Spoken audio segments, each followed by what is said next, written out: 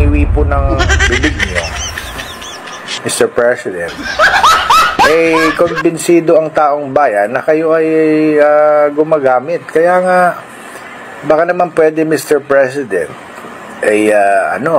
magpa-follicle, tama ba yung, follicle ba tawag doon? Test? Yung drug test. Baka pwede na po kayo follicle drug test. Magandang araw po sa inyo mga banateras. Ako po si Banat Girl. Ito po mga banateras, panoorin natin ito at sabay-sabay po tayong mag-react sa comment section. Alright, panoorin na po natin ito mga banateras. Mag-comment po kayo sa comment section at huwag po ninyong kalimutan mag-subscribe, i-like at i-share ang ating video. I am not Filipino for nothing. Mahalin po natin ang Pilipinas. Ito na po. Trabaho ng abogado yun, huwag natin sisihin. Pero, kung ililipat nyo sa Duterte, hindi nyo na trabaho yun. Ibig sabihin, lumalayo na kayo. Ipagtanggol mo lang yung kliyente mo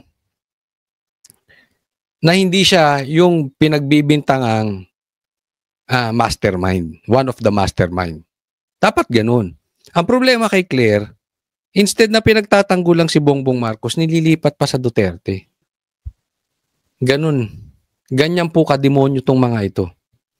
Diba? So yun hindi na naaayon sa trabaho. So etong abogado, intindi natin, dapat tanggol niya talaga si Saldico.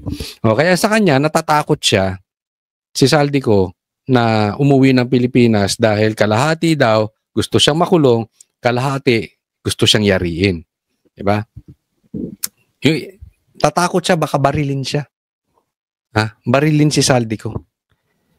Sa yaman mong yan, okay, hindi ka mababaril ng mga pipitsuging tao. Saldico. Sa dami mong pera, I'm sure marami ka ring gwardya. Marine nga di ba? Marines nga yung mga gwardya mo. Okay? So, hindi ka magagalaw. Imposible ng mga pipitsuging tao. Ang gagalaw sa iyo matataas na tao.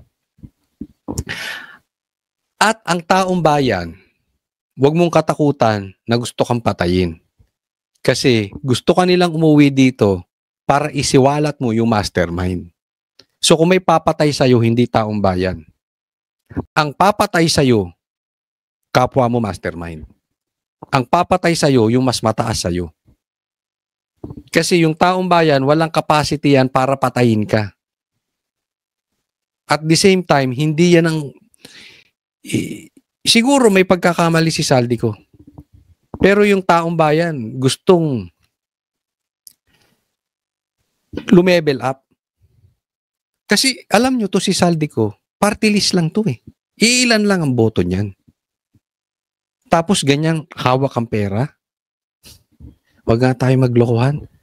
Merong mas mataas kay Saldico. So kung yayariin ka ng taong bayan, hindi nila makukuha yung hustisya. Ibig sabihin, makakawala yung mas mataas pa sa'yo na mas mastermind pa. Maybe you are one of the masterminds, pero meron pang mas mataas sa yung mastermind talaga. Pinaka-mastermind. Ako, opinion ko to ayokong mamatay si Saldico. Sa totoo lang. Kasi alam ko hawak niya susi.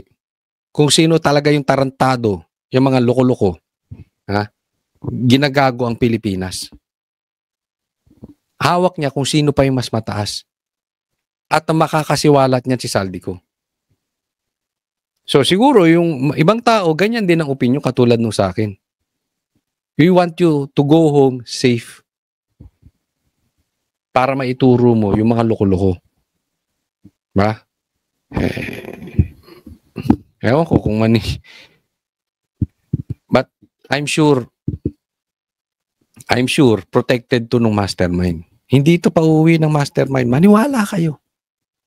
Magkakabuhol-buhol ang dila nito si Saldico. Magkakabuhol-buhol ang dila niya. Pag yan, nagisa yan ng abogado sa korte. Pag nagisa yan ni Marcoleta sa Blue Ribbon, magtuturo yan. patay. So, patay yung mastermind. Hindi literally, physically dead.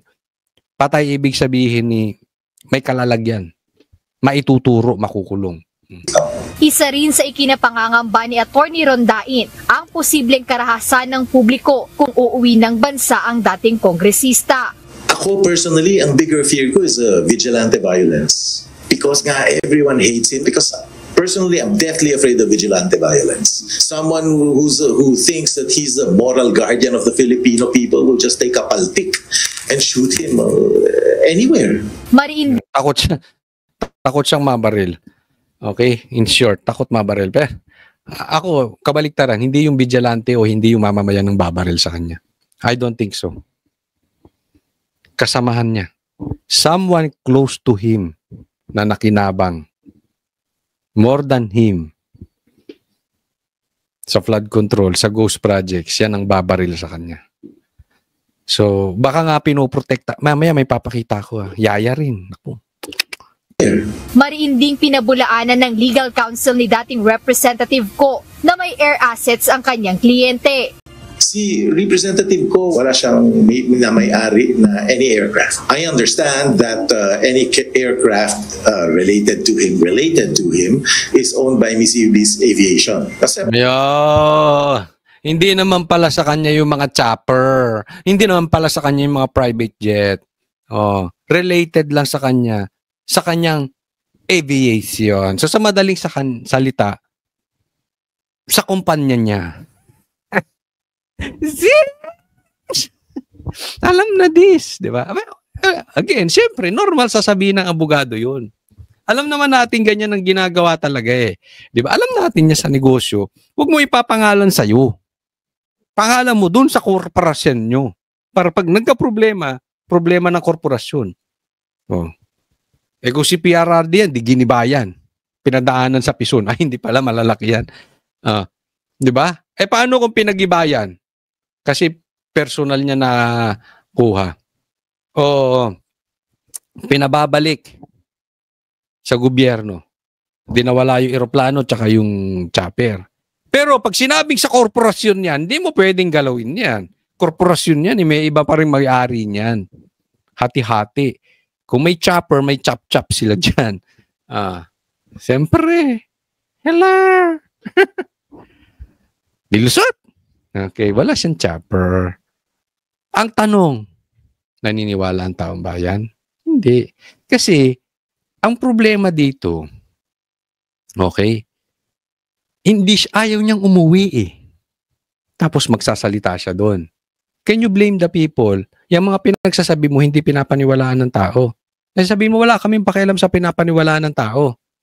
Diba? Siyempre, wala kaming pakialam doon dahil mayaman kayo. Ang punto rito, paano natin susolusyonan, maibabalik yung tiwala ng taong bayan? Hindi nyo mababalik just by explaining. They want result. So, basta itanggi nyo, okay na? Yes, maybe sa korte pwede lumusot. Pero sa tiwala ng taong bayan, no one will believe that shit. Pa rin si Mr. Ko sa Mitsubishi. You should ask the lawyer of Mitsubishi. Base sa naging pahayag ni Public Works and Highway Secretary Vince Dizon noong Setyembre, nagmamay-ari si Ko ng ilang helicopter na nagkakahalaga ng 4.7 billion pesos. Ito ay batay na rin mula sa record. 4.7 billion. Dami nun, no? Tapos, yung naguhulog sa kotse, yung naguhulog sa bahay, nalunod ng mga tao sa Cebu. Grabe. Ng Civil Aviation Authority of the Philippines o CAAP. Ngunit para kay Attorney Rondain, misinformation ang naturang mga pahayag.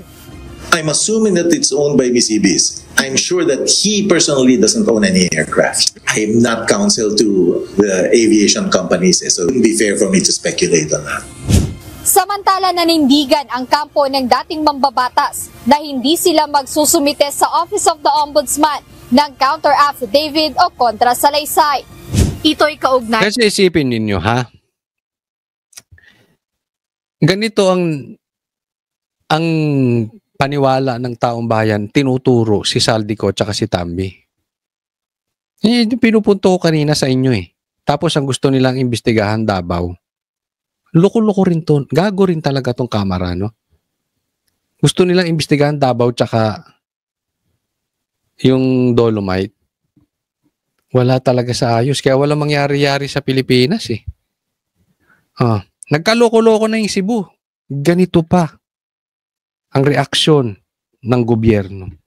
Siraan ng mga simbahan, takutin ng simbahan, ipasa sa Duterte, Duterte ang imbestigahan, ang tagal pumunta ng Cebu, nawawala yung di umano yung mga congressman dyan sa Cebu.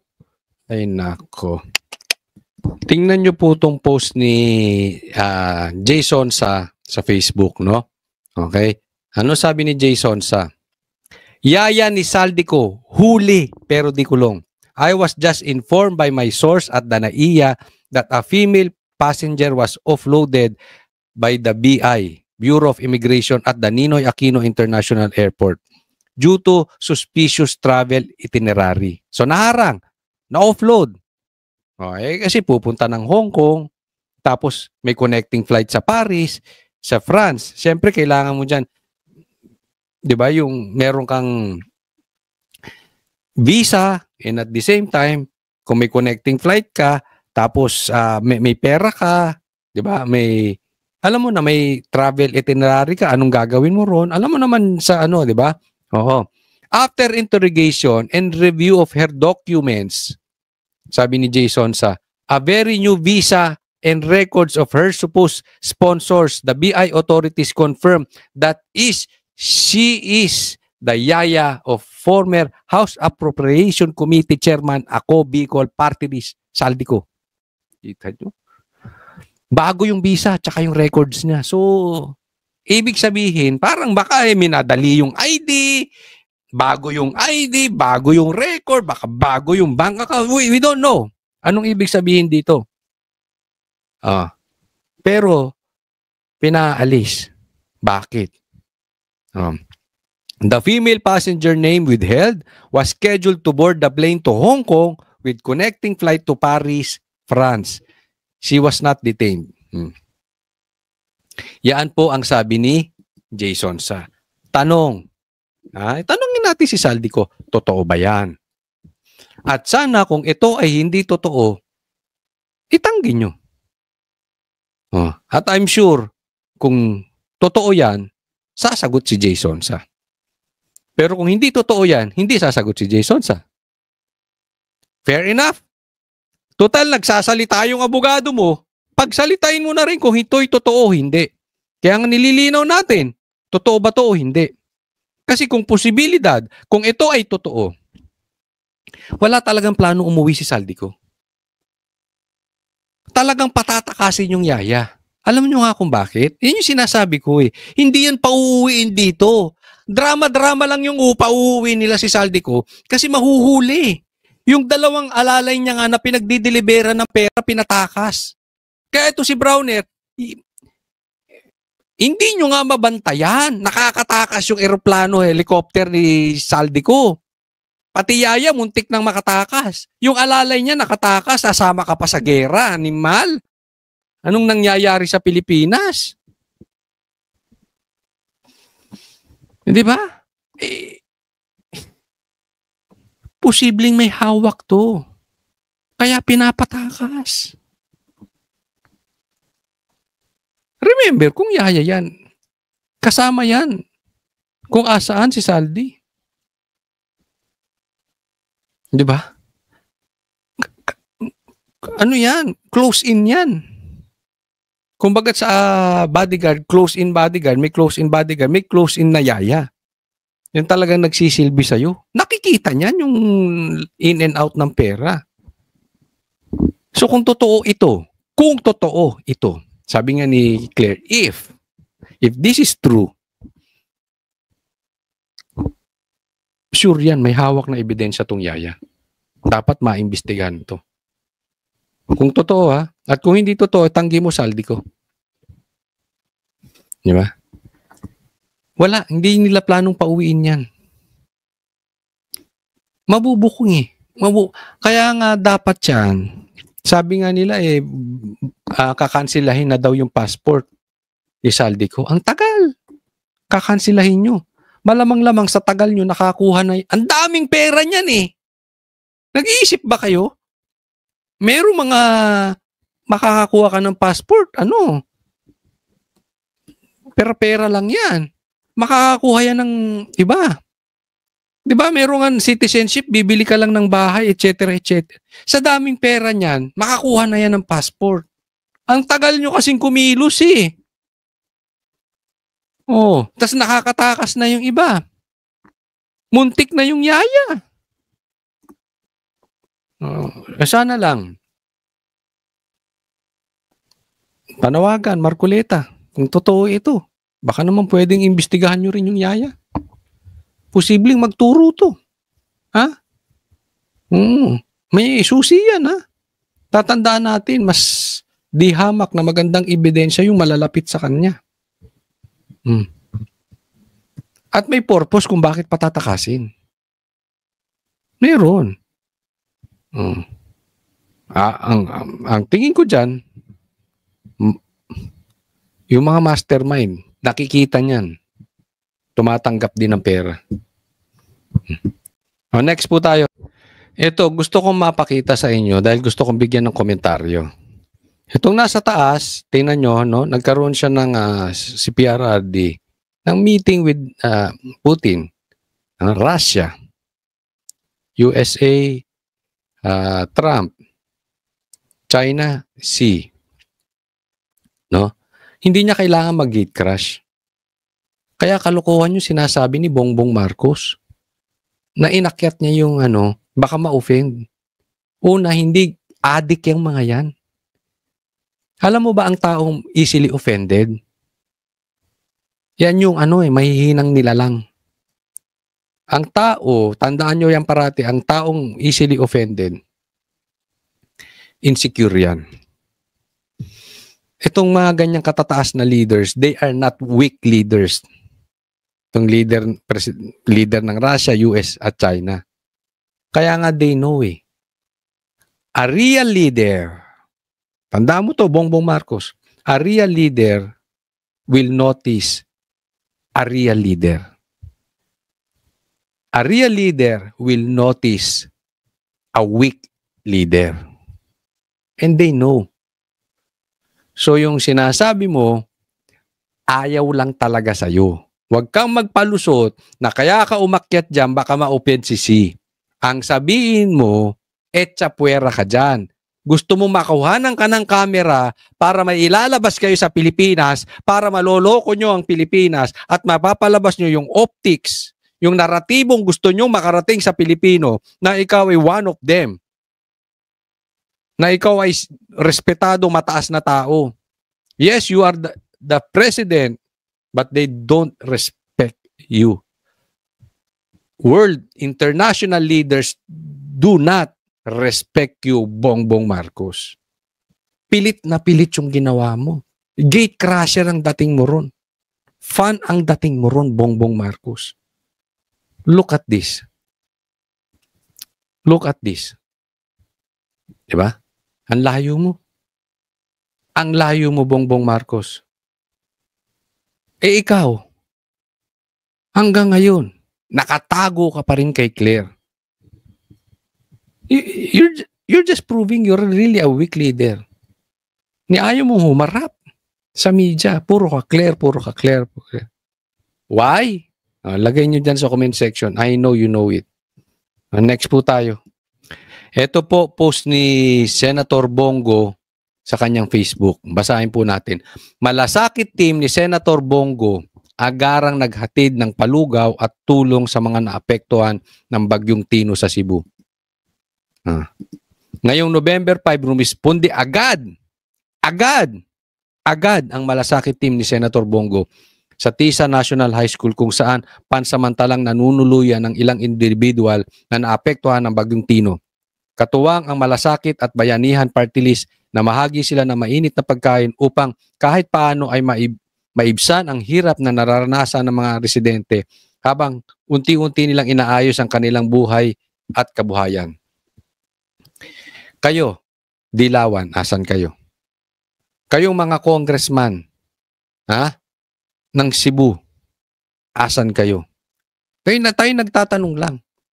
Ikaw, Trillanes, wala kang naitutulong sa Pilipinas. Puro ka lang dakdak, puro ka lang Duterte, puro ka lang kaalyado ng Duterte, gisahin ng Duterte kasi makakaupo si BP Sara. Kung hindi natin gigisahin, kung hindi natin gigibain ng Duterte, makakaupo si BP Sara, makakabalik si BP Sara. Wala na kayong inasikaso sa buhay ninyo kung hindi makabalik ang Duterte. Habang nagugutom ang mga kababayan natin, nalulunod, pag oras ng tulungan, wala kayo. Puro ka lang tira, puro ka lang dakdak. Anong naituturo mo sa Pilipinas? Dati kang senador. Anong pakinabang kung makaupo o hindi makaupo si BP Sara? Agenda nyo yan. Kayo lang ang may makikinabang dyan. Pero pagdating si ganyan, wala na kayo. Instead na ang ginigisa ninyo, yung mga magnanakaw dyan sa Cebu, instead na ginigisa ninyo yung may mga ghost projects, ginigisa ninyo yung mga kaalyado ng Duterte. Sila tulong ng tulong. Mga wala kayong silbi, mga animal kayo. Kayong nagpapahirap sa Pilipinas. Hindi ko alam ba't nandito pa kayo sa Pilipinas eh. Pahirap kayo sa Pilipinas. Instead na tayo magtulungan na lang.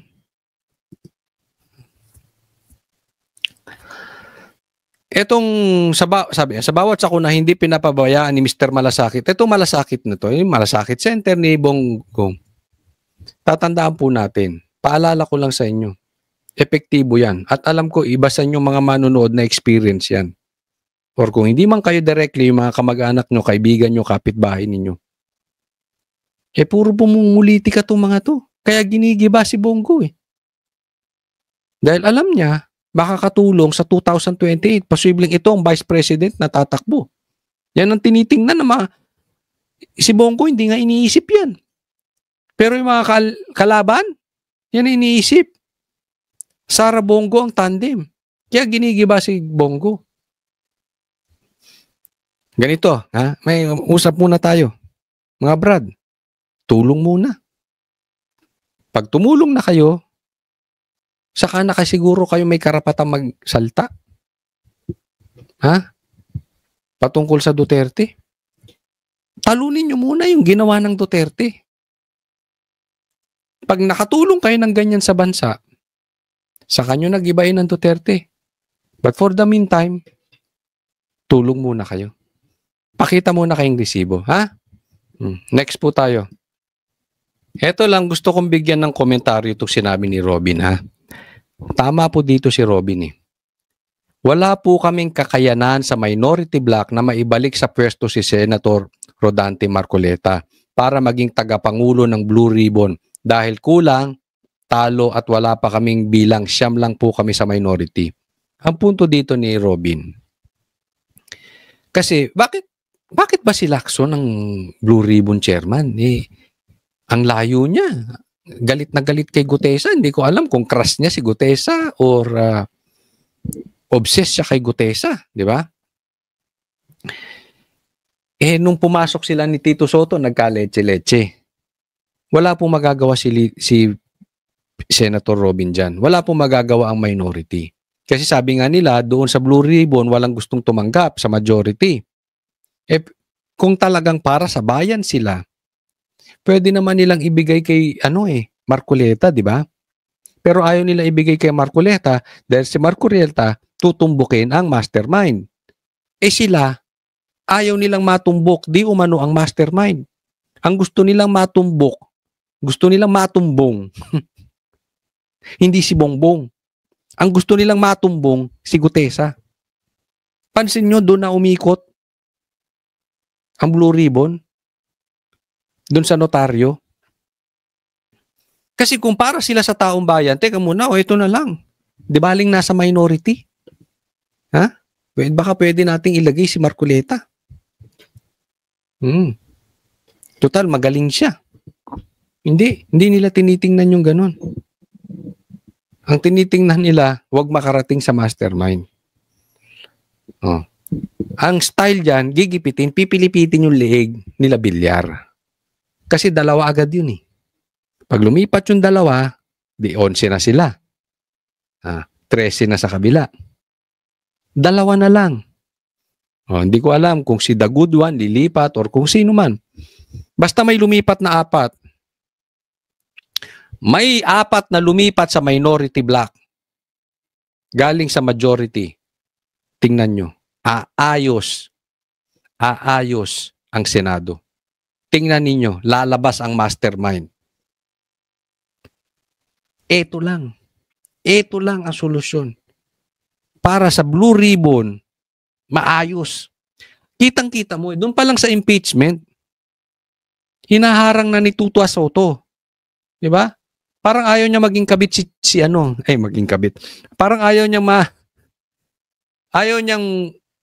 makaupo si BP Sara. Doon pa lang gusto niya nang ma-impeach si BP Sara. Yun ang kanilang punto rito. Kasama yan sila Tuta. Kasama yan sila Trillanes. Kasama ang Dilawan. Lahat yung mga yan, ang motibo lang yan. Huwag makaupo si BP Sara sa 2028. No? I really hope. Keep on praying.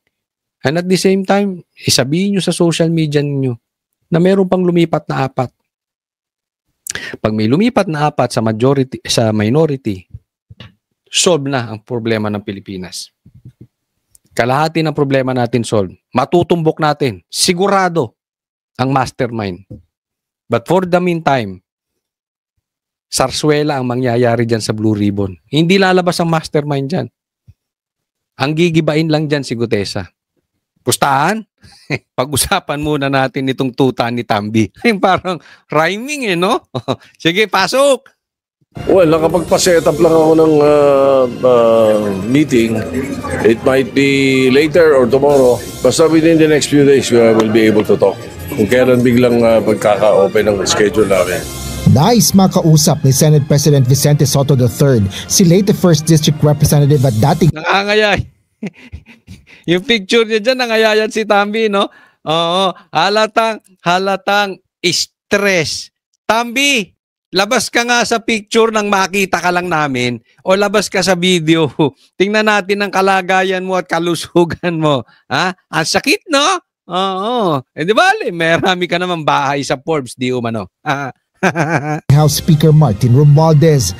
Layo nito na formal na imbitahan ang kongresista sa pagdinig ng Senate Blue Ribbon Committee sa issue ng mga umano'y maanumalyang flood control projects. Kasunod ito ng pahayag ni Senate President Pro Tempore Panfilo Lacson na iimbitahan niya sa pagdinig sina Congressman Romualdez at resigned ako Bicol Party List Representative Zaldico. Ayon kay Senador Soto, wala pang kumpirmasyon kung makadadalo nga si Romualdez sa kanilang pagpupulong. Ngunit nang muling linawin kay Soto kung makikipag-usap nga ba ito kay Romualdez, ito ang kanyang tugon. Hindi, pinag-iisipan lang namin. Pinag-iisipan lang namin na kung iimbitahan, baka pwedeng diretso imbitahin or through Speaker Boji. So siguro mas maganda kung diretso namin siyang iimbitahin. Alam mo, gusto pang talaga, no? VIP treatment. Iimbitahin mo lang siya para kausapin o patungkol dito sa hearing ng flood control dito sa Ghost Projects, kailangan mo pa siyang puntahan. Wow, VIP treatment eh. Yung iba nga hindi ginawa kay VP Sara yan, Vice President. Ito congressman lang, iilan lang ang boto niya, nanimal. Tito Soto, anong iisipin ng taong bayan niyan? Masisisi ba natin kung nagpapataas ka ng presyo? Yan ang iisipin niyan. Namang taong ba? Ba't ka pupunta ron? Iimbitahin. Parang ganito mangyayari dyan. Tambi, iimbitahin ka namin. So, ito yung mga tatanungin ko. parang lespo lang na nahuli ka doon. Ay! Magse-seminar ka rito. Ha? Oo, malayo to. Pupunta ka pa dyan sa East Avenue. Taga saan ka ba? Tagaytay. Malayo ka. sabi nyo mo, i-claim tong lisensya mo. Oh. Brad, sir, baka naman pwede natin pag-usapan yan. Baka pwede kang pakiusapan. Tatanong ng pulis, anong klaseng pakiusap ba gusto mo? Wag tayo maglokohan, nangyari na yan sa atin di ba? Siya naman, gusto niyang kausapin. Ano itatanong? Naku, pag ikaw pinaharap ka namin dito, talagang gigisahin ka ni Marcoleta. Yari ka dyan. Di ba? Baka naman pwede nating pakiusapan niya. Posibleng sabihin ni Saldico yun. Ay, ni Tambi. Ano bang gusto mong pakiusap? VIP treatment. Gusto pang makausap? Ay, wag kayong Huwag kayong magpataas ng presyo. Ulitin ko. Ganyan po lalabas yan sa taong bayan. Di ba? Padala ka na lang ng sulat. Yung nangyayaring natural. Di ba? Isipin mo. Tinuturo yan na isa sa mastermind. Kung itrato nyo VIP treatment. Ikaw talaga, tuta ay tito. Kamusta na yung kabit? Ay, wag na yung kabit issue. Dito na lang tayo sa politika. Di ba? Ganun lang yun. Sa pagbabalik Anong ganun lang yun? Hindi ko gusto yung sinabi mo ron, Diretso namin siyang iimbitahin. Di ba? Ganun lang yun. Anong ganun lang yun? Hindi ganun lang yun. Parang pupuntahan lang namin. Importante, makausap namin siya. Ganun lang yun. Parang simple, no? Dinadownplay. Wala nang masama doon. Hindi. Halatang halata kayo. Ay, teka muna, Tito So. Kitang-kita naman natin kung saan nyo dinadivert. Diba? Sabi nga, yung nagtuturo na si Gutesa, ang tinuturo yan, ang iniimbestigahan nyo si Gutesa. Yung nagnakaw ng kalabaw na itinuturo, instead na yung magnanakaw ang imbestigahan ninyo, ang gusto nyong imbestigahan yung nagturo na kung sino yung magnanakaw ng kalabaw. Naku naman, Tito Soto. Ganun lang yun. Sa pagbabalik ni Senator Ping Lacson sa pamumuno ng Senate Blue Ribbon Committee, naniniwala si Senate President Tito Soto na hindi ito magdudulot ng tagunuhan sa mga kasama nitong senador. Ito ay dahil alam naman anya ng kanilang mga kasamahan na si Lacson pa rin ang gusto nilang mamuno sa naturang komite. Tiwala rin si Soto na hindi magkakaroon ng issue sa Senate leadership sa pagbabalik ni Lacson sa Blue Ribbon. I don't think so. And if ever there is, no problem with that. I always serve at the pleasure of my peers. Ayun. So wala naman daw problema na pag bumalik si Lacson as Blue Ribbon Chairman, na dati sinabi niya hindi siya nagpapapilit, hindi na talaga siya babalik, pero kinain niya rin yung suka niya. Si Tito Soto wala namang problema di ba? Nagsuserve daw siya at the pleasure of my kabit. Ay, bakit ba kabit? At the pleasure of my peers. Ganon. Si Tito Soto, siguro, hindi ko alam kung kabit niya to hindi yung kabit na yung kabit niya ito si Lacson patungkol sa yung tandem ba? Wag na nga kabit ang pag-usapan natin. Katandem, ganon. Kasi 'di ba ganon naiisip natin pagka-tandem? Oo, kabit. 'Di ba katandem? In Tagalog, kabit. Parang kabit mo ba si Lacson sa paglayo sa usapin ng mastermind, ganon. Katandem mo ba si Lacson? Kasi nagkagulo-gulo, nagka-leche-leche na yung nung simula pumasok kayong dalawa dyan Kayo, sa totoo lang, ang ganda na magiging investigasyon. Maaaring tapos na nga Maaaring nakuha na natin yung mastermind kung hindi kayo pumasok ni Lacson. Oh, yung kabit mong ay yung katandem mong yon. Baka mas madali pa nga yung Senador Calon kasi ikaw ay opisyal eh. Plano ng Senate Blue Ribbon na itakda ang susunod na pagdinig kaugnay ng isyu ng katiwalian sa flood control projects sa November 14. Sinabi ni Soto na pag-uusapan pa rin nila ito ni Lacson kung kailan ang tiyak na petsa ng pagdinig. Asher Kada. O eto, tingnan natin tong next ha. O eto, pag-usapan natin, si Tito Soto gusto namang makausap si Tambi. O, eto namang kamera, sinong gustong makausap? Pasok. Ruth, base nga doon sa pagsisiyasat ni ACT Teachers Party List Representative Antonio Tino, ilan doon sa mga red flags na nakita niya ay yung pag-overlap ng mga proyekto sa parehong bahagi ng Davao River. Meron namang tinatawag nga na double funding o yung dalawang kontratang pareho ang halaga at lokasyon na inaward sa magkaibang contractors. Dagdag pa nga ni Tino, meron pong 62 contracts na inaward ng walang tukoy at maayos na specifications ng lokasyon at detalye sa mga proyekto na nagkakahalaga pohan ng 3.44 billion pesos. Paulit-ulit din daw ang kontratistang nakitang lumabas sa mga pinunang proyekto. Ayon kay Tino, paniguradong sasabihin ng kampo ni Pulong na may politika rito. Pero Animal! Siyempre, ano pa yan? Gago to ah. Tinan nyo, ang Senado, gustong kausapin si Tambi, ang ginigisa, si Gutesa.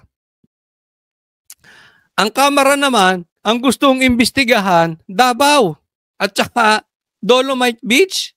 Anong nangyayari sa Pilipinas? Ang daming patay sa Cebu. Ang daming lumubog na kotse, bahay. Ang gusto nyong paimbestigahan, si Gutesa at saka yung Davao. Tapos sasabihin nyo, sasabihin na naman politika. Siyempre! Nakapakagago nyo. Anong klase kayong tao? Ang daming ghost projects. Yung iniimbestigahan nyo, ando doon, kita. Yung iniimbestigahan nyo ring Dolomite, ando doon din, nakikita. Tapos, Davao, ang iimbestigahan, ang daming ghost projects, wala. Pinondohan, walang bayad. Pinondohan, binayaran, pero walang proyekto. Bakit hindi nyo imbestigahan? Tapos ayaw nyo sasabihin na politika lang? Halatang halata kayo eh. Halatang halata na pinagtatanggol nyo si Tambi. Kaya naman, the more nyong pinagtatanggol ng ganyan si Tambi, lalong lumilinaw. Tandaan nyo to ha. Tandaan nyo itong mabuti. Lalong lumilinaw sa taong bayan na mastermind si Tambi. Kasi kung ikaw ay wala talagang kagaguhan, pag tinuro ka, edi open mo. Diba? Bakit mo ipapasa sa iba? At sa dami ng nagtatanggol sa kanya, it needs money. Ibig sabihin, marami talagang nakurap. Okay? So, lumilinaw lalo sa taong bayan, teka muna, talagang may tinatago to. Alam mo kung anong patunay doon? Na ang taong bayan na hindi naniniwala sa inyo? Yung investment, yung stocks, yung dolyar bumabagsak. Yan ang malinaw. Kasi hindi mo kayang kontrolin yan.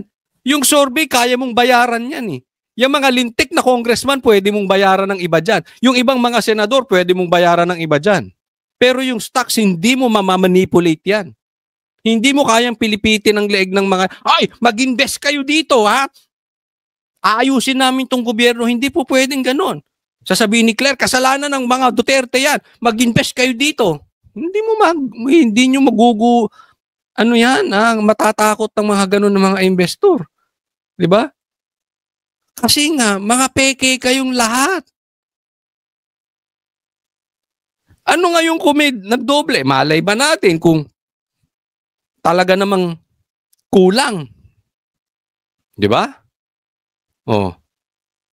Ang tingnan ninyo, may anomalya ba? Kung walang anomalya, punta na kayo dun sa iba. Gate ni Tino, nag-umpisa ang kanyang pagsisiyasat sa sumbong sa Pangulo website at kapansin-pansin ang mga questionableng kontrata at proyekto sa kanyang distrito. Samantala, kasalukuyan pa rin tinitignan ni Public Accounts Ang Chairman daming ano mo. Ito pa si Kokey. Isa pa ito.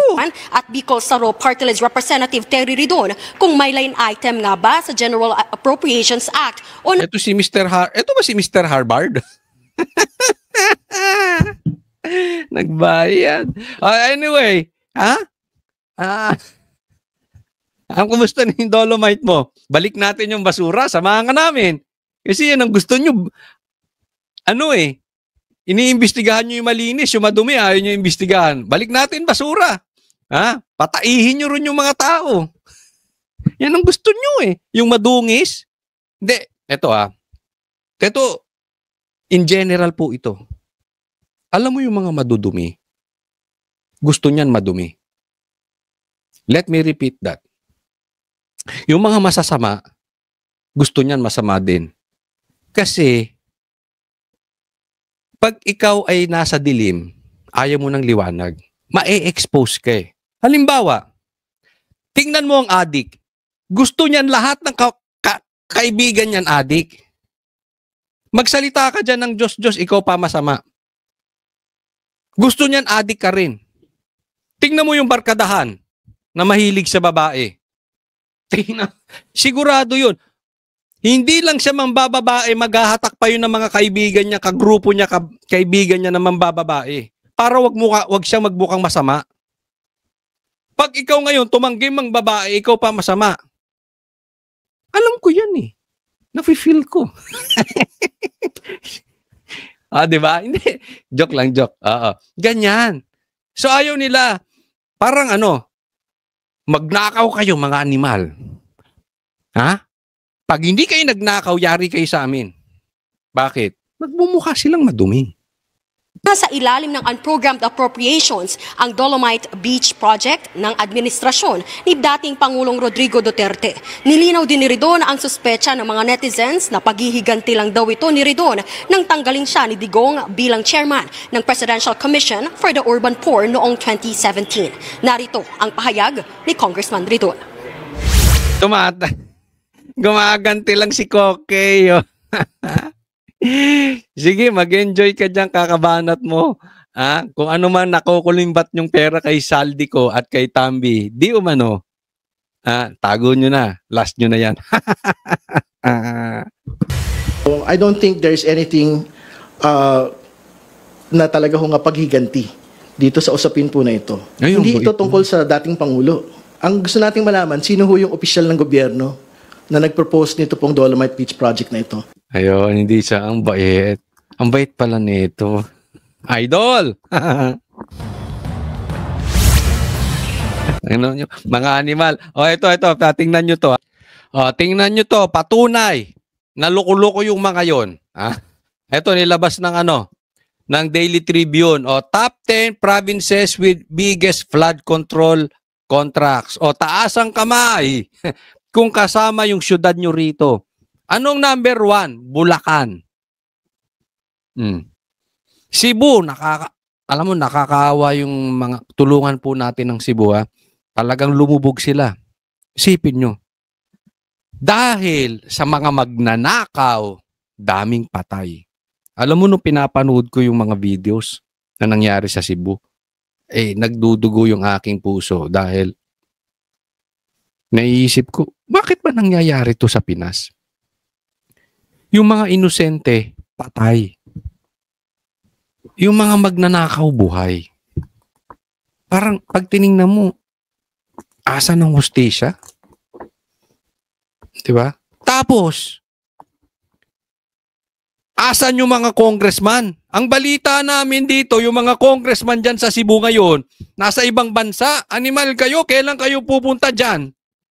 Si Bongbong Marcos pupunta pa din daw dyan. Nag-announce pa. Wag na kayo mag-si-announce. Pumunta na lang kayo dyan kung tumulong na kayo. Di ba? Announce pa kayo Di, calling, totoo ba yun? Kayong mga congressman na dyan sa Cebu. Wala daw kayo. Di ko alam kung totoo to Kaya tinatanong ko, Sa mga taga Cebu, kung nanonood kayo, andyan ba yung mga congressman nyo? O yung iba nasa ibang bansa dahil natakot, dahil lumubog, at kasalanan nila, isipin mo, pangalawa ang Cebu sa pinakamaraming flood control contracts. And yet, ganun ang nangyari. Ilan ang inano nila dyan? 26 billion. Daming numero, hindi ko kayang basahin to eh. Ano mo naman yung aking utak, hanggang milyon lang. Yan lang nakita nating pera. Oh, ang pangatlo, Isabela, Tarlac, Camarines Sur. Oh, ilagay nyo dyan ha, kung andyan yung probinsya nyo, ilagay nyo. Albay, Pampanga, Leyte, Pangasinan, Misamis Oriental. Yan po, yan po ang mga probinsya. Ang gustong kausapin ng Senate President si Tambi at si Gutesa. Ang Kamara ang gustong imbestigahan Davao. Mga animal kayo. Ang gusto nyong imbestigahan Dolomite. Di ba? Ito ay July 22 to May 25. So ito, panahon mo, Bongbong Marcos. Kawawa ang Cebu. Alam mo, kung hindi ito hinayaan ni Bongbong Marcos at ni Tambi, yung mga patay ngayon sa Cebu, dapat buhay pa yun. Pambira, nag-swimming yung mga kotse. Masakit yun ha. Kasi hindi naman kami katulad ninyo na mayayaman. Karamihan ng bumibili ng kotse, hindi cash. Hulugan niyan 60 months. I know that. Sipin mo, lubog yung kotse mo, hindi pa bayad. Tapos kayo, hayahay, may bahay sa Forbes. Ang gagago nyo. Wala na kayong konsensya. Tapos ayaw nyo magsi-resign. Dapat naman magsi-resign na kayo. Hayaan nyo na yung may kakayanan. Wala kayo talagang konsensya. Bongbong, anong gagawin mo rito? Kasalanan pa rin ni Duterte yung Cebu. Kasalanan pa rin ni Duterte yung Bulacan. Pati siguro yung kapalpakan mong pakikipagkamay dyan, animal. Ha? Kasalanan pa rin ni Duterte. Tinan mo itong mga to. Wala kayong kwenta. O ito next, tingnan po natin. Kaya naman, hindi ko rin ma-blame si Congressman Kiko Barsaga kung sabihin niya to eh. Okay, hindi ko po sinasabing perpekto si Congressman Kiko Barsaga ha. Baka sabihin, bakit pag kami ginawa itong kapalpakan, bakit lagi mong inaano? Hindi. Kasi dito sa atin, pag tama, palakpakan, pag mali, banatan. Para sa akin, tama naman itong mga quote cards na ginagawa niya. Diba? Halimbawa, ito. Anong sabi niya? Walang mamamatay sa Cebu kung walang ninakaw si Marcos at Romualdez. Corruption kills our citizen. Hindi mo because this is public knowledge. Ha? Hindi mo masisisi kung ganito ang iniisip ng majority ng mga Pilipino ngayon. Pilipino sa ating bansa, lalo na yung mga Pilipino na nasa ibang bansa. Masakit sa loob nila yung nangyayari. Gaya nga na sabi ko, asa ng hustisya. Ba't ako naniniwala sa Diyos eh? That in the end, there will be a time of reckoning. Mananagot sila. Whatever you sow, you will reap. Magtanim ka ng pagnanakaw at dahil sa pagnanakaw mo, maraming namatay. Pananagutan mo yan. Pananagutan ng pamilya nyo yan. Kaya ako, hindi ako naiinggit sa kanila eh. Sa totoo lang. Kahit ang dami nilang pera. Because I know, somehow, magdudusa yung family. And I don't want that. Isipin mo, ako, to tell you honestly, naniniwala ako sa sinabi nito ni Kiko Barsaga. Kayo ba naniniwala? Dahil kung maayos yung ginawang flood control dyan, wag na natin isisi nung panahon ni Duterte, panahon ni Pinoy. Wag na nating idama yun. Kasi pinakita ko sa inyo ang laki nung budget patungkol sa flood control. Kung meron man silang pagkakasala, hindi ko sinasabing meron yung mga nakaraan. Binadgetan nyo nga. Kaya nga nyo binadgetan. Naiintindihan? Para masolusyonan yung problema ng baha. So kung may pagkakamali yung before, wag na nating sisihin. Kaya nga nandiyan kayo eh. Kaya nga kumuha kayo ng pera para magkaroon ng flood control projects. Bakit nagkabaha pa rin? Ngayon may parating daw malaking bagyo. Oh, magsisisihan na naman tayo. Ano, sisisihin nyo na naman yung matanda sa dahig? Kaya walang mangyayari sa Pilipinas. Itaga nyo to sa bato. Maraming malulunod na Pilipino dahil dyan sa magpinsan na yan. Because they are not willing to do what is necessary. Ang gagawin lang yan, ituro si Duterte. Hindi hinaharap yung sitwasyon. At eto na tayo sa bingid. May parating. Super typhoon. Anong gusto nyong gawin? Sisihin ko si Sara. Sisihin ko si PRRD. Sisihin ko si Pulong. Di ba? Malulunod ang mga kapwa natin. Asahan nyo yan. Hindi lang sa Cebu maraming mamamatay. Dahil sa ugali nito mga nagda-divert ng problema. Imbis na hinaharap, inaamin, ang pagkakamali, haharapin at susolusyonan. Wala, puro kayo turo. Mga loko-loko kayo. Tingnan nyo po ito. Isa pa tong loko-loko. Ha? Basahin natin. Ang sabi, ang utos ng ating Pangulong Marcos Jr. ay dapat nating kayahin, lumaban at panatilihin ang ating pwersa sa loob ng hindi bababa sa 20 hanggang 30 araw. Romeo Browner. Tingnan mo tong dalawang loko-loko na ito. Nangangamatay, nalulunod ng mga Pilipino. Kaysa utusan mo ang sundalo na tumulong, maayos ang Pilipinas. Ang gusto nyo, gera. Ang paghahandaan nyo, gera. Wala naman tayong kaaway, sali ka ng sali, bongbong eh. Duwag ka naman. Isipin mo, binanatan mo yung China tapos makikipagkamay ka. Andik ka ba? Para kang tanga. Tapos makikipagkamay ka doon, wala. Kaya sinasabi ito nakikipagkamay, ha? Sabi niya baka ma-offend, tanga. Walang ganung gawain. Halimbawa, hindi mo kinamayan ang isang tao, hindi ka naman pinapatawag, bawal nga kang pumunta-punta ron basta-basta, tapos bigla kang umakyat doon. Kita mo, hinarang ka.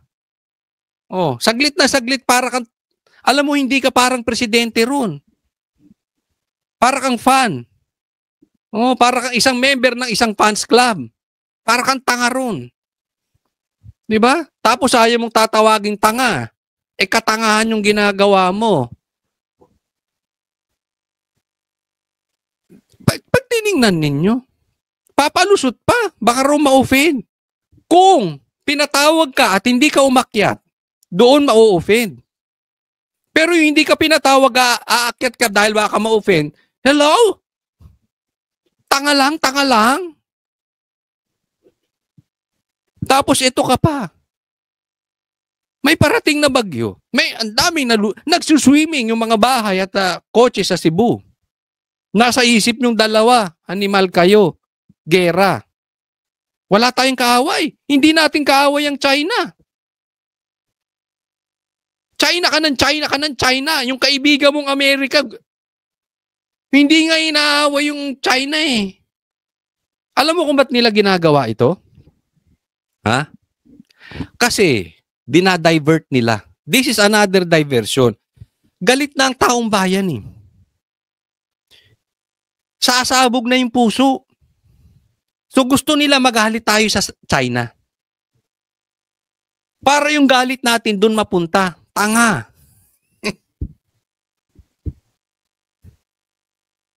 Hindi po kami ganyan mag-isip.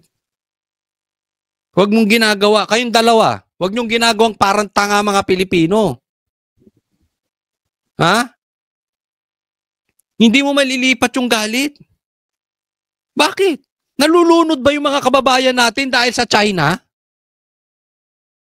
O dahil sa magnanakaw ng flood control? Nagugutom ba yung mga Pilipino dahil walang trabaho? Dahil kasalanan ng China? O dahil inutil kayong dalawa? Nagtatanong lang. Niloloko nyo kami. I mean, inutil na kayo. Wala na kayong silbi. Wala na kayong pakinabang sa Pilipinas. Ginagawa nyo pa kaming tanga. Sa isip nyo, tanga kami. So, diversion ito eh. Tapos, di ba may nabalita? 15 billion? Ha? Oh, di umano, 15 billion. Proyekto. Ghost din daw. Di umano. Napakinabangan ng AFP. Sinabi yan nila Kiko Barsaga. Di ba? Oh. So ano to? Peperahin nyo na naman. Maghahanda, bibili kayo. Kuno. Bibili tayo ng baril. Ganito. So kung may ghost projects, may ghost guns. May ghost army din kayong gagawin. Gagawin yung pera. Ito kayo nagtatanong lang. Kasi parang ang layo nyo sa putukan eh. Ikaw, Browner, ikaw ang head. Alam mo kung asan ang gera, dapat doon ang putukan. Ang gera ng Pilipinas laban sa flood control, ang layo nyo. Ano ba naman kayo? Diba? Hindi huwag kayo magagalit doon sa mga nagsasabi kasi yan ang hinanakit ng taong bayan. Eh, saan tayo pupunta niyan? Hindi, kasalanan ni Duterte. Sige, sisihin na natin si Duterte. Di Duterte na naman. Kaya tayo may kaaway na China, Duterte. Kaya merong anomalyang ghost weapons na 15 billion dahil Duterte. Dahil kaya kayo walang baril. Duterte. Sa totoo lang, ang corny na nitong mga to. Yung bang parang ang gumagawa ng kanilang optics, wala nang maisip. Be creative naman. Kung gusto nyo talagang humupa ang galit ng taong bayan, be creative. Yung ganito, corny. Sa totoo lang. O, next po, tingnan natin to. Yung kanina, diversion ng sundalo ni Bongbong Marcos. O, ngayon naman, diversion ng yaya ni Marcos. Diversion ng taguan ni Bongbong Marcos. Pakinggan po natin mabuti, ha?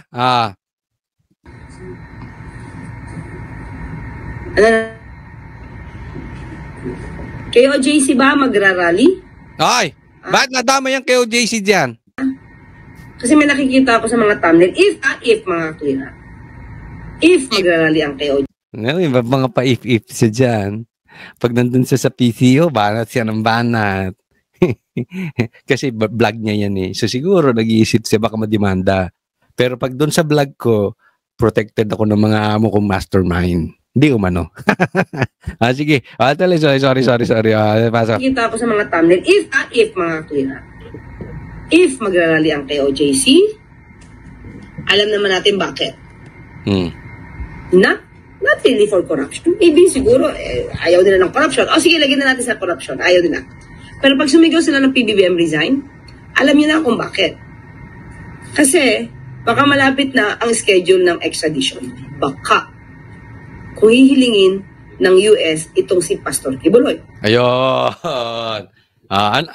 Ita-translate ko anong ibig sabihin ni Claire dito. Okay? Ito translation yan. Diretsahan tayo, wag tayo maglokohan. Ito translation dyan.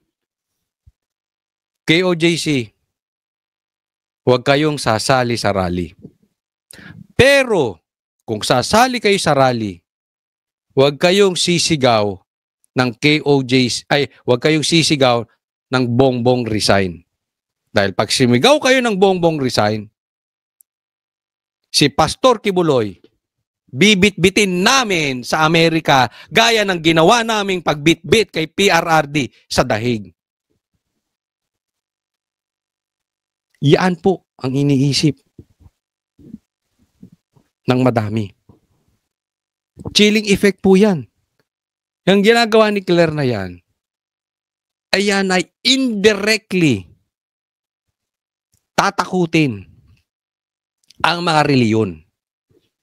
Una, KOJC. Kaya nga naman binanatan nila si Villanueva, di ba? Huwag kayong sasali. Dahil pag sumali kayo dyan sa sigaw ng Bongbong resign, guaranteed nyo gigipitin namin si Senator Villanueva. Gaya no kung paano namin ginipit si Pastor Kibuloy. Ang kaibahan lang, hindi ko alam hindi ko sinasabing hindi sila ganun. Si Pastor Kibuloy hindi takot sa inyo. Alam niyang nasa tama siya. Maninindigan siya. In English, hindi siya eat shit.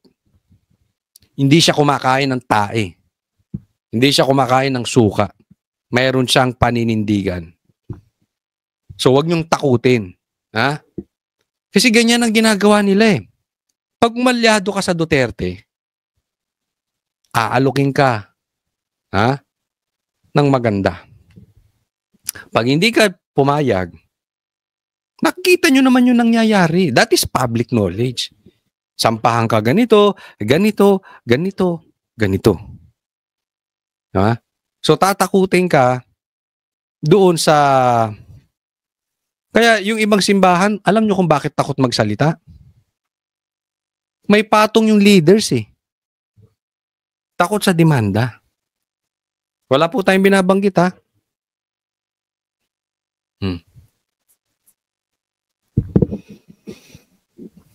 Ba't nyo sinasabing KOJC? Ito sa akin lang Ito, I'll be honest. As of tonight, as of today, walang instruction coming from SMNI or KOJC na mag-join kami sa rally. So it means, bakit dinadamay nyo ang KOJC dyan in the first place? Second, kung a-attend kami or a-attend yung mga taga-KOJC, it means hindi pinilipit yung kanilang leeg. A-attend sila ng kusang loob. Ako nagsasabi akong totoo. Walang nagsasabi sa amin na umattend kami ng rally. Wala. Itong darating na rally wala. Walang instruction. As of today. So ano ibig sabihin? Attend kayo kung sa tingin nyo mali ang gobyerno, attend kayo. Parang ganun. Ganun ang dating sa akin. Diba? Pero hindi ka namin pipilitin. Ganun ang dating. Okay? At pakinggan nyo pa. Ito pa, may bibirahin pa siya. JIL. JIL naman. Kung magrarally, kung against corruption, go. Pero kung para humiling na pababay ng Pangulo Marcos Jr., alam niyo na kung bakit. Dahil nasa sangkot si Senator Joel Villanueva. Kita mo? So, anong ibig sabihin dyan? JIL. Shut up your mouth. Indirectly, I believe yan ang gusto niyang parating. JL, shut up your mouth. Huwag kayo sisigaw dyan ng Bongbong resign. Kung hindi, si Senator Villanueva, yari sa amin. Chilling effect tong ginagawa ni Claire. Kaya nga naman, etong tingnan nyo susunod. Kaya naman, eto, binabanata na nila isa-isa. Okay? INC, KOJC, JIL, mark all the corrupt safe. So ito, hinaharas na nila. Yan ang style nila eh. Para ano? Alam naman kasi natin na malaki itong magiging rally. So tinatakot bawat simbahan. Huwag kayong magpa-participate. Huwag kayong sisigaw ng Bongbong resign. Kundi haharasin namin kayo. I don't know sa ibang church, okay? Ako po ay hindi member ng KOJC. Pero ako po ay parte ng SMNI. Nakita ko po sila. This I can promise you. Sa mga nanonood. Hindi duwag ang KOJC. Kung duwag ang KOJC, nasa laya si Pastor Kibuloy. Hinihimod yung puwet ng mga lintik na yan. Pero hindi, dire-diretso siya. Kaya pinag-initan eh. Bakit? Hindi kayang pilipitin yung leeg. Hindi kayang takutin. Takutin nyo na yung iba. Yung ibang leader na may takot sa demanda, yun na lang, takutin nyo. Pero not KOJC. Pero ang point ko, ito, talaga nang gigipitin itong mga simbahan dahil para dito sa rally hindi maging successful. Ito pa, isa pang ginigipit. Tingnan natin Ito ay post di umano ni Kiko Barsaga. Okay, hindi ko alam kasi hindi natin alam kung totoong sinabi ni Bongbong Marcos. Okay, kaya tatanungin natin para maliwanag. Totoo bang sinabi mo to, Bongbong Marcos? Okay? Kasi kung ito hindi totoo, baka ginagamit lang yung page ni Kiko or may nagpapanggap na Kiko Barsaga. Kasi po, yung iba, ginagawang pain yan.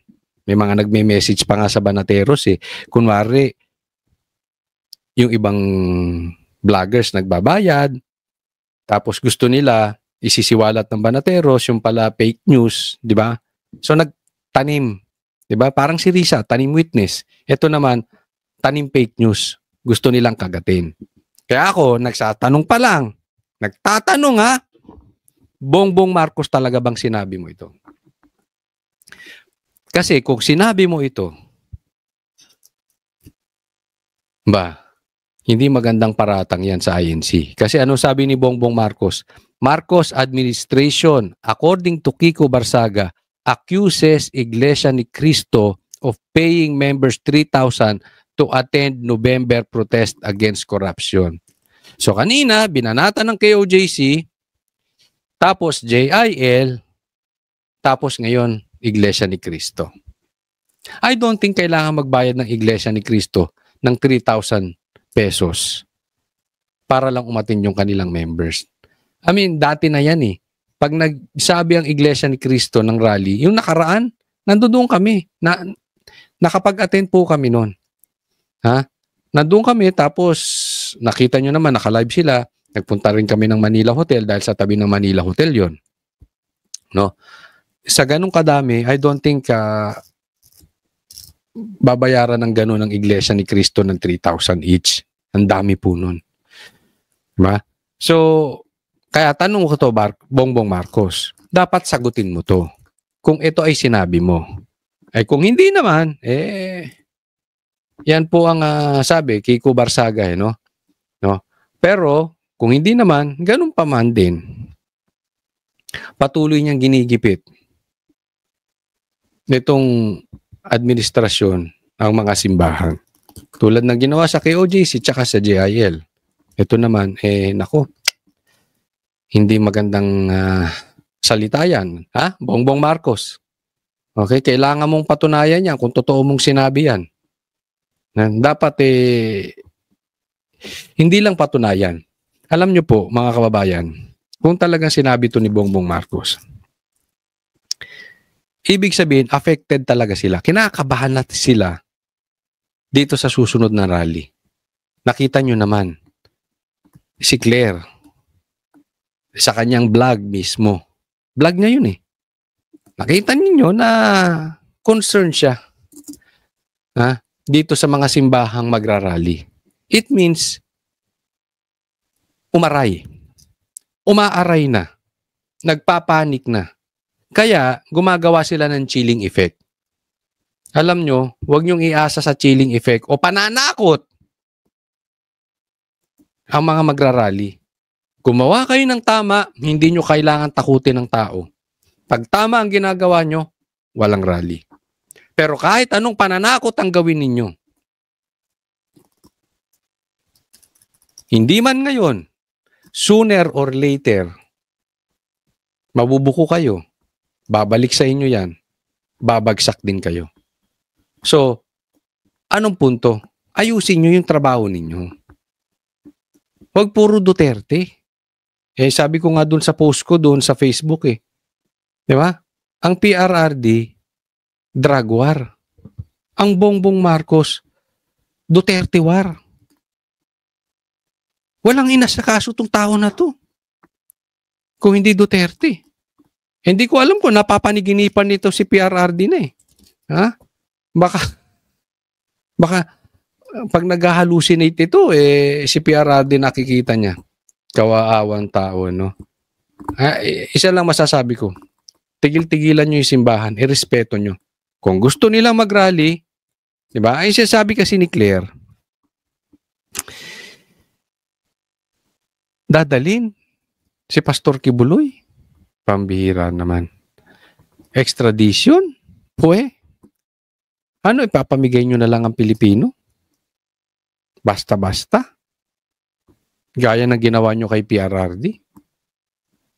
Hindi ba nakikita lang ng mga simbahan na yung kapalpakan ni Bongbong Marcos? Baka nakikita ng mga Pilipino na isa sa mastermind si Bongbong Marcos. Hindi kung ano-anong iniisip ni Claire. Huwag tayo lumayo sa usapin, Claire. Huwag niyo po ilayo sa usapin. Kung magrarally ang taong bayan at gusto mag-resign, penari-resign si Bongbong, ibig sabihin, may nakikita silang maling ginagawa ni Bongbong. It's not about because of their leaders. It's not about Duterte. Hindi lahat ng bagay sa mundo ay Duterte, Claire.